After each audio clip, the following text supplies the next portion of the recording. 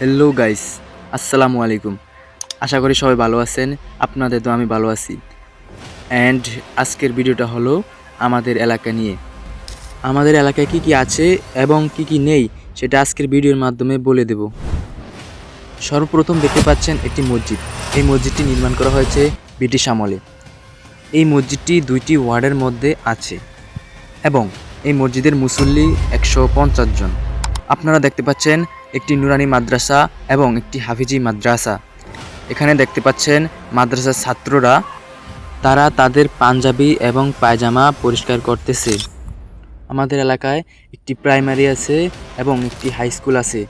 এলাকার শিশুরা খেলাধুলা করছে এবং এখানে একটি দোকান দেখতে পাচ্ছেন। স্কুলের ছেলেমেয়েরা এখানে টিফিন করে। আলহামদুলিল্লাহ আমাদের এলাকায় সব কিছুই আছে, বাট একটি রাস্তা নেই।